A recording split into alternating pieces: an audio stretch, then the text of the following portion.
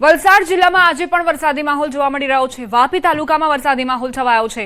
ચણોદ, ચલા, અજીતનગર, Dabhel gate વિસ્તારમાં વરસાદ ખાબક્યો। વાપી શહેર અને આસપાસના વિસ્તારોમાં પણ વરસાદી ઝાપટા નોંધાયા। વાતાવરણમાં ઠંડકનો અહેસાસ થયો।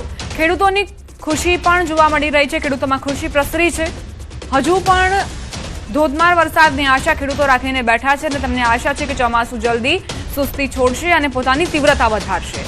વાપી શહેરમાં વરસાદ વરસ્યો છે। ગ્રામ્ય વિસ્તારોમાં પણ વરસાદી માહોલ જોવા મળ્યો છે। હાલ ચોમાસું નબળી સ્થિતિમાં જોવા મળી રહ્યું છે, જેથી સૌરાષ્ટ્રના અનેક ડેમના તળિયા દેખાવા લાગ્યા છે। રાજકોટ સિંચાઈ વિભાગ અંતર્ગત આવતા રાજકોટ, મોરબી, જામનગર અને દ્વારકા જિલ્લાના અનેક જળાશયોમાં 10% કે તેથી ઓછું પાણી બચ્યું છે તેવું સામે આવ્યું। રાજકોટ સિંચાઈ વિભાગ અંતર્ગત આવતા રાજકોટ જિલ્લાના 27 જળાશયોમાંથી 11 જળાશય એવા છે કે જેમાં પાણી 10% કે તેથી ઓછું છે। મોરબી જિલ્લાના 10 ડેમમાંથી 2 ડેમમાં 10% કે તેથી ઓછું પાણી ઉપલબ્ધ છે। જામનગર જિલ્લાના 21 ડેમમાંથી 8 ડેમમાં 10% કે તેથી ઓછું પાણી ઉપલબ્ધ છે।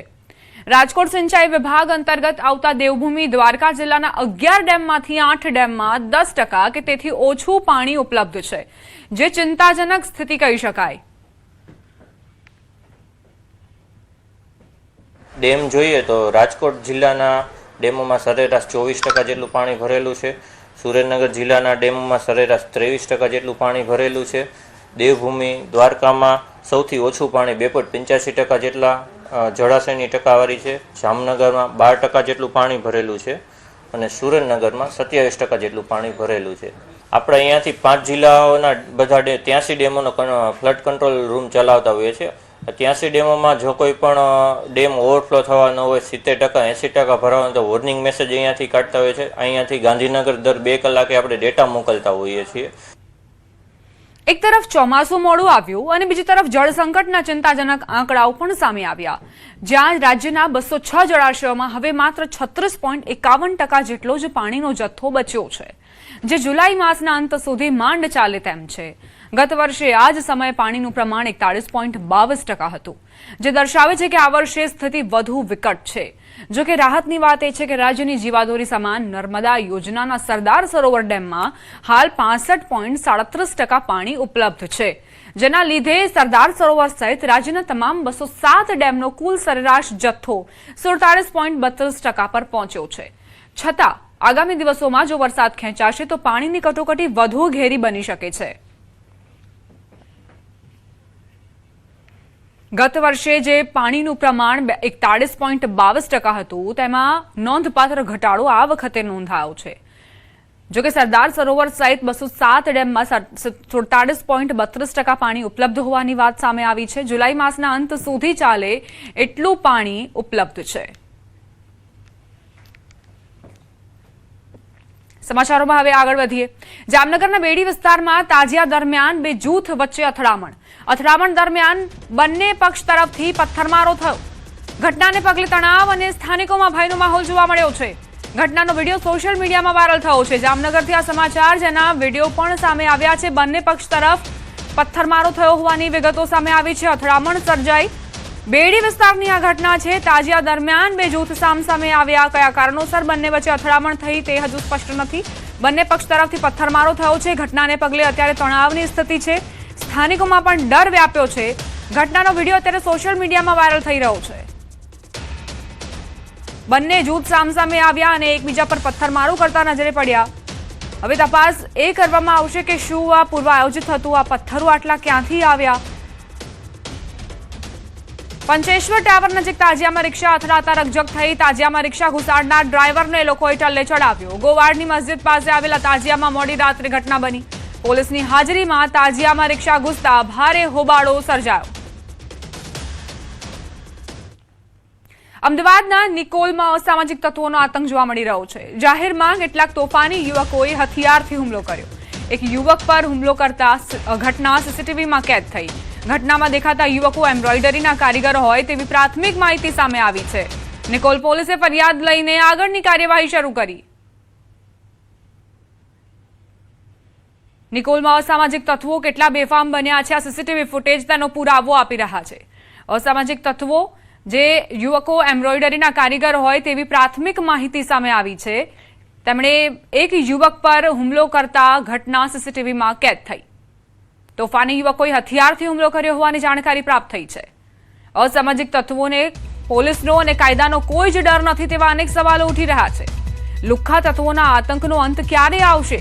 જાહેરમાં આ તોફાની તત્વો યુવકોને હથિયારથી હુમલો કરતા નજરે પડી રહ્યા છે। કેમ અસામાજિક તત્વોને પોલીસનો કોઈ ડર નથી?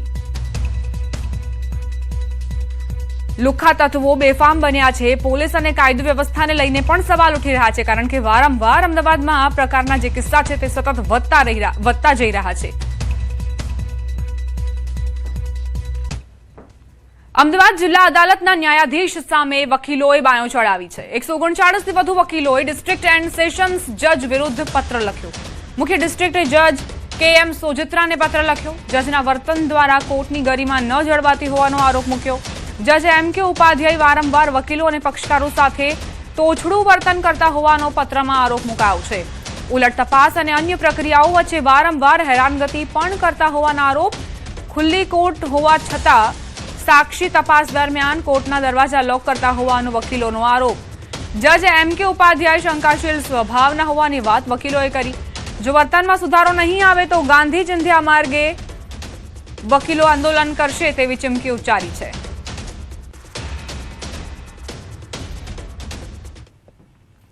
સુરતથી સમાચાર। પાંડેસરા પ્રેમનગરમાં થયેલી હત્યાનો મામલો। પોલીસે હત્યારા મિત્રની ધરપકડ કરી। સામાન્ય બાબતમાં બોલાચાલી બાદ હત્યા કરી દીધી। ચપ્પુ વડે હુમલો કરી મોતને ઘાટ ઉતાર્યો। ઘટના સ્થળે જ યુવકનું મોત નીપજ્યું। પાંડેસરા પોલીસે વધુ તપાસ શરૂ કરી છે। સામાન્ય બાબતમાં બોલાચાલી બાદ હત્યા કરી દેવામાં આવી। ચપ્પુ વડે હુમલો કરી યુવકને મોતને ઘાટ ઉતારવામાં આવ્યો છે। યુવકનું કરપીણ મોત નીપજ્યું। પાંડેસરા પોલીસે તપાસ શરૂ કરી છે।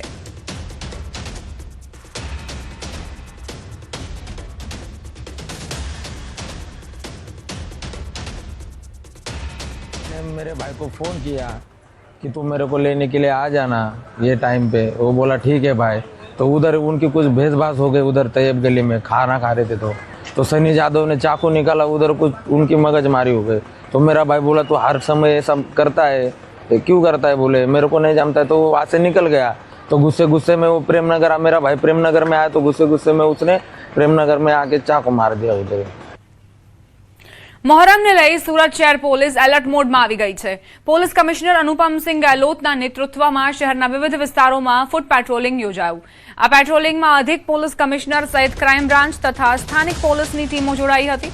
તાજિયા રૂટ પર સુરક્ષા વ્યવસ્થાની સમીક્ષા કરી સંવેદનશીલ વિસ્તારોમાં ખાસ નજર રાખવામાં આવી। કાયદો અને વ્યવસ્થા જળવાઈ રહે તેમજ મોહરમ શાંતિપૂર્ણ વાતાવરણમાં સંપન્ન થાય તે માટે પોલીસ દ્વારા સતત પેટ્રોલિંગ હાથ ધરાયું। સાથે જ નાગરિકોને અફવાઓથી દૂર રહી પોલીસને સહકાર આપવા અપીલ કરવામાં આવી।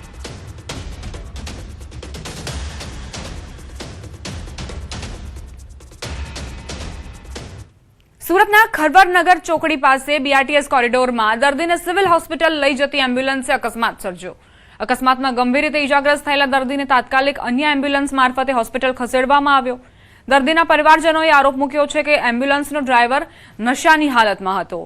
સાથે જ તમામ 108 ડ્રાઈવરોનું નિયમિત આલ્કોહોલ ટેસ્ટિંગ, મેડિકલ ચેકઅપ અને દર્દીઓની સુરક્ષા માટે અનુભવી અને જવાબદાર ડ્રાઈવરોની નિમણૂક કરવાની પણ માંગ ઉઠાવાઈ છે।